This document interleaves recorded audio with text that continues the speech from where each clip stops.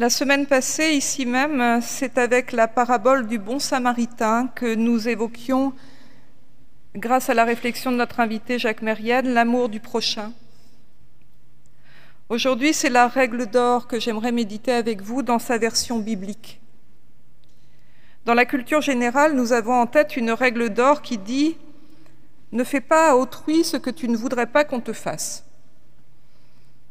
Cet interdit semble aller de soi et on ne voit pas comment il serait possible de ne pas être d'accord avec cela. Pourtant, la chose est plus difficile qu'il n'y paraît. L'effet de miroir d'une telle règle présuppose qu'autrui ne veut pas les mêmes choses que celles que nous ne voulons pas. Il n'a pas forcément les mêmes aspirations et n'a pas les mêmes défenses à l'égard des mêmes choses. Mais comment savoir si autrui est d'accord avec moi sur les choses qu'il n'aimerait pas subir? Comment véritablement le mesurer? Une telle formulation nous emmène dans l'écueil d'une universalité du bien et du mal, dont tous les débats éthiques montrent aujourd'hui qu'il n'est jamais simple, à moins de procéder au cas par cas, de savoir ce qu'autrui refuserait ou non. L'universalité semble contradictoire avec toute notion éthique. En fin de vie, par exemple, je n'aimerais pas qu'on débranche la machine qui me tient lieu de moyen de respirer, mais c'est mon avis à moi. Que feront ceux qui s'occuperont de moi alors? Un autre vous dira qu'il préférerait qu'on ne le réanime pas du tout, mais il dit ça alors qu'il est en bonne santé. Un autre, enfin, vous dira qu'il demandera le suicide assisté avant d'en arriver là. Mais là encore, tout cela n'est que projection. La vérité est qu'aucun des trois ne sait comment les circonstances se présenteront au moment de la fin de sa vie, et qu'une question éthique de ce type ne se règle déjà pas si facilement individuellement, alors universellement imaginée. Les volontés anticipées en la matière font frémir quiconque y pense avec un peu de profondeur et de sérieux.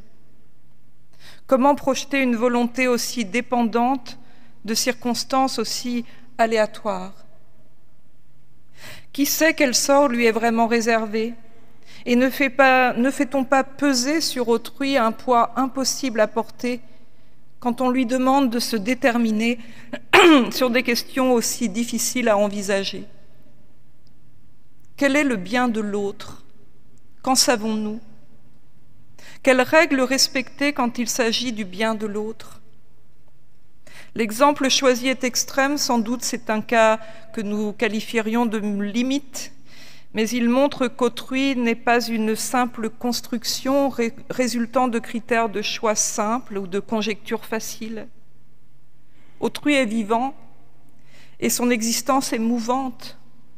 Et ce qu'il pense aujourd'hui ne sera pas forcément ce qu'il pensera demain. Je ne peux lui demander de se prononcer sur le traitement qu'il souhaiterait pour lui-même simplement. Alors comment faire, comment savoir ce qu'il est bon ou mauvais de faire pour lui? Même à le considérer comme sujet pensant et responsable, je risque fort de me tromper quand j'affirme ce qu'il ne voudrait pas qu'on lui fasse. Et la règle d'or alors devient un abîme. Je n'aimerais pas qu'on me fasse la charité devant témoins, mais suis-je au même degré d'indigence que celui ou celle dont j'imagine la honte qu'il ou elle éprouverait à être aidé et prise en charge au grand jour? Dans la parabole du bon samaritain, l'homme tombé au bord du chemin n'est-il pas en si mauvais état qu'il n'en est plus à se demander si quelqu'un va le voir se faire assister comme un pauvre hère? N'est-ce pas cette honte qui nous revient en miroir et qui fait que parfois nous n'allons pas vers celui qui se trouve dans une profonde misère et détresse? N'est-ce pas parce qu'autrui est l'image de l'humanité que nous ne voulons pas être, que nous ne voulons être à aucun prix? N'est-ce pas pour cela que nous détournons notre regard de lui pour ne pas mesurer ce que dans la misère nous pourrions devenir nous-mêmes. La version de la règle d'or qu'on trouve en Matthieu 7, 12, « Ce que vous voulez que les hommes fassent pour vous, faites-le aussi pour eux », est formulée comme un commandement et non pas une défense, et très loin donc de la formulation des lois de notre Code civil. En changeant de syntaxe, la phrase a migré dans un autre registre que celui de l'autonomie et de la responsabilité individuelle. Ici, la première chose que cette règle affirme, c'est que je puis avoir besoin de l'autre, d'un autre, et vouloir qu'il fasse quelque chose pour moi. Je deviens tout à coup l'indigent possible. Et cet autre n'est pas un autrui quelconque, il est un homme parmi les autres hommes, un humain, dit le texte grec, anthropos, au milieu des autres humains. Il s'agit ici non pas de parler de l'autre, d'autrui, mais de parler des humains, de l'homme, de l'humanité. Il s'agit ici de parler de ce qu'est un être humain et de garder en tête cette possibilité qu'un être humain ne se fasse pas tout seul, qu'il ne se détermine pas toujours tout seul et qu'il ne puisse pas réaliser tout seul. Il a parfois besoin des autres. Dans notre état de droit, la personne morale est une fiction certes bénéfique qui permet au droit de s'appliquer à une personne en particulier, à une institution en particulier. Il n'y a pas ainsi de confusion entre les responsabilités. C'est un gage de liberté et de responsabilité individuelle que les sociétés traditionnelles ne connaissaient pas par le passé, puisque dans ces sociétés traditionnelles, tout était toujours collectif et communautaire. Surtout quand le droit était un droit religieux. Souvenez-vous de l'aveugle de naissance dans le chapitre 8 de l'évangile de Jean, pour lequel on cherchait qui avait péché, de ses parents ou de lui-même, pour qu'il soit frappé de la honte et de l'impureté qu'était alors la cécité. Cet homme n'avait aucune liberté ni aucun destin individuel, il restait enfermé dans une généalogie et dans le péché de ses parents, toujours possible à découvrir, dans une vision collective et communautaire de sa condition. Le droit moderne empêche cette confusion et chacun rend compte de ses actes pour lui-même, par lui-même ou par un représentant légal quand la dépendance ne lui permet plus de régler ses affaires lui-même. C'est l'honneur de chacun de pouvoir rendre compte pour soi-même de ses propres affaires, bien sûr. Mais regardons le contexte de la règle que Jésus énonce dans l'évangile de Matthieu. Nous sommes ici dans un contexte où les droits s'affrontent. Les règles rituelles de pureté de la religion juive de l'époque de Jésus et le droit romain, lequel ne considère pas tous les hommes égaux en droit et en dignité, loin de là. Nous sommes dans un contexte aussi d'occupation, où les Judéens et plus tard tous les habitants non romains de la région administrative fondée par les empereurs romains et nommée Syrie n'ont pas les mêmes droits que leurs occupants. Parmi ceux qui ont suivi Jésus, les pauvres, comme on les appelle souvent dans l'Évangile, qui, semble-t-il, formaient une secte supplémentaire du peuple juif, à côté des zélotes, des pharisiens, des sadducéens ou des esséniens. Certains subissent chez ces pauvres la double peine. Ils sont impurs du point de vue du droit religieux juif, à cause de leur handicap peut-être, de leur maladie, de leur condition sociale d'esclaves ou d'immigrés, et ils sont soumis au silence par le droit romain d'occupation. Jésus incite au don mutuel entre humains. C'est un terme qui indique très clairement comment transcender les interdits liés à la pureté, à l'origine ou à la condition sociale. Ce que vous voulez que les autres hommes fassent pour vous signifie que vous définissez l'humanité de l'autre en fonction de ce qu'il est capable de faire pour vous ou non aussi. Vous le considérez comme étant dans la même communauté que la vôtre. Mais nous en revenons à notre effet de miroir et de projection du début. Comment faire le bien d'un autre humain? Jésus ne répond pas tout à fait à cette question. Il répond à la question « Que faire pour lui si c'est un homme ?» Et il demande donc à quelles conditions l'autre est un humain. Jusqu'où puis-je tolérer qu'on défigure cette humanité? Il est question ici de dignité humaine. Bien sûr, dans un débat éthique, la dignité est une étape, mais ne suffit pas. Il faut sans doute aller plus loin pour considérer autrui comme un sujet qui décide librement de sa vie. Mais qu'en est-il lorsque la liberté pleine et entière n'est pas possible? Quand l'autonomie et la responsabilité ne sont plus possibles? N'est-ce pas la dignité humaine qui reste le dernier rempart contre l'inhumanité? Quand Jésus dit « Ce que tu veux que les autres hommes fassent pour toi, fais-le aussi pour eux », il reconstruit une communauté humaine là où la misère, le droit inique, la servitude font leur œuvre d'atomisation de la société et rendre solitaires ceux qui ne peuvent plus compter sur personne, ceux qui ne sont plus le vis-à-vis d'aucun homme. Là où les circonstances isolent et désacralisent un être humain, Jésus commande à la manière d'un nouveau Moïse et d'une façon positive de recréer la communauté des humains. Aujourd'hui, bien sûr, nous ne sommes absolument pas dans notre pays dans les mêmes conditions dans lesquelles les pauvres qui croyaient en Jésus et en son salut se trouvaient. Pourtant, combien d'êtres humains errent dans nos sociétés modernes en dehors de tout circuit de solidarité? Sans doute en avez-vous vu beaucoup en venant ici, si vous êtes venus à pied pendant un petit moment. Combien sont là, gisant sur les trottoirs de la capitale, en guenilles, parfois à demi nus, malades, sans secours et sans vis-à-vis pour qu'on puisse leur prêter, le temps d'un acte de compassion, l'humanité qui semble les avoir quittés. Combien de fois détournons-nous le regard de l'être humain que la Bible qualifie pourtant de notre propre chair?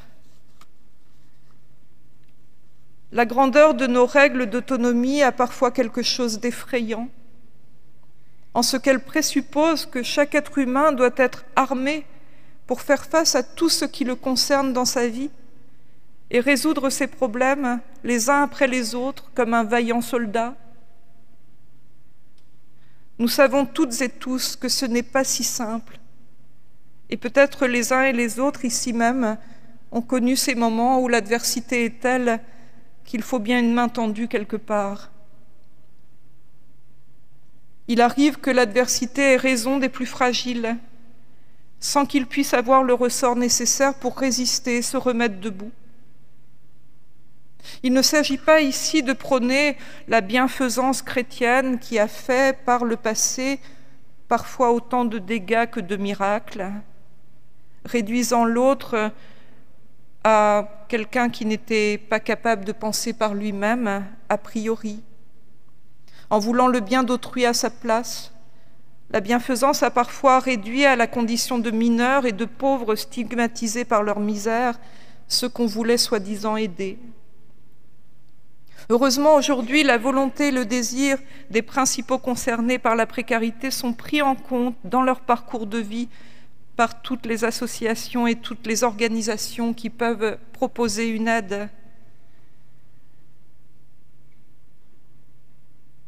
Mais combien sont dans cet isolement qui fait que leur humanité même est remise en cause, qui fait que même l'association qui se déplace vers eux, ils ne la reconnaîtront pas comme un bienfait pour eux, qui fait que même la main tendue par un autre humain qui vient en maraude, ils ne voudront pas la saisir, tellement ils sont convaincus que ça ne sert pas à grand-chose. Car si l'animal social que nous sommes toutes et tous ne fait plus partie d'aucune société solidaire et ne s'en sent plus un membre, alors que devient-il ? La règle d'or de l'évangile de Matthieu ne relève pas du droit des sociétés traditionnelles. Elle ne relève pas des règles de pureté édictées par quelques codes rituels de pureté. Elle ne relève pas non plus de nos lois modernes qui considèrent chacun par principe autonome. La règle d'or que donne Jésus dans l'évangile de Matthieu relève de l'amour, de celui qui est à l'image de Dieu et dont le manque de solidarité défigure l'humanité. Il ne s'agit pas donc de faire ici le bien de l'autre avec son accord ou sans son accord. Il s'agit bien plus de venir en aide à celui qui n'a plus le luxe de choisir ou de vouloir son propre bien, parce que ce bien ne peut venir que de son prochain, de celui qui s'approche de lui. La clé pour le comprendre se trouve ailleurs. À la fin de l'Évangile, dans le discours sur le jugement dernier, « Venez, vous les bénis de mon Père, recevez en partage le royaume qui a été préparé pour vous depuis la fondation du monde, dit Jésus. Car j'ai eu faim et vous m'avez donné à manger, j'ai eu soif et vous m'avez donné à boire, j'étais un étranger et vous m'avez recueilli, nu et vous m'avez vêtu, malade et vous m'avez visité, en prison et vous êtes venus me voir. » Alors les justes lui répondront, « Seigneur, quand nous est-il arrivé de te voir affamé, de te nourrir, assoiffé, de te donner à boire ?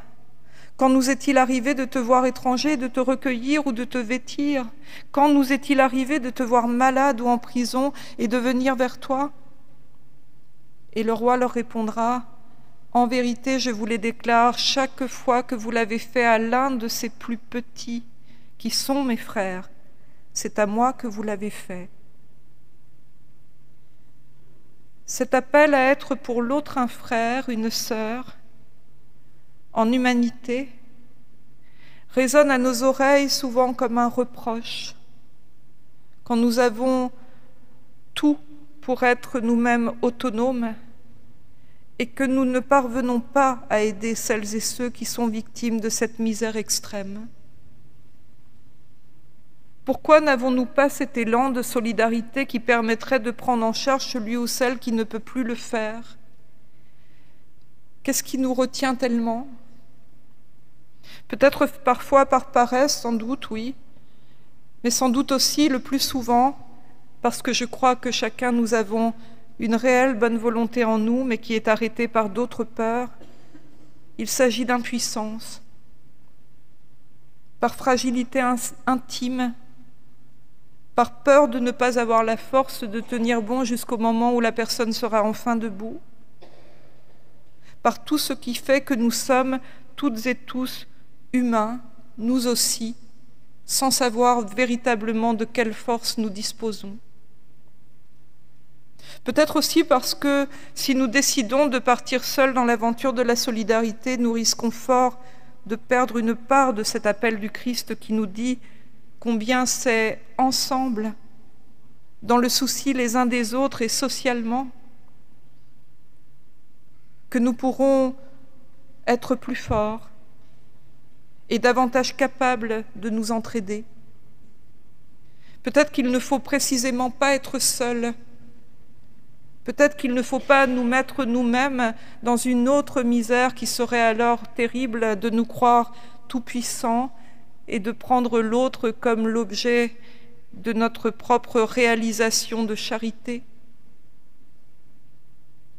Il ne s'agit pas d'un appel à être un héros, mais bien plutôt à faire avec nos manques, à notre mesure, la mesure de notre humanité. Gardons espoir et faisons comme nous le pouvons, là où nous sommes, avec les moyens que nous avons, financiers, pratiques, humains, ce que nous pouvons faire à nos frères et sœurs qui sont autour de nous et dans lesquels nous devons reconnaître cette humanité dont parle Jésus. Chacun et chacune, nous pouvons faire en sorte de répondre à cet appel humaniste. Amen.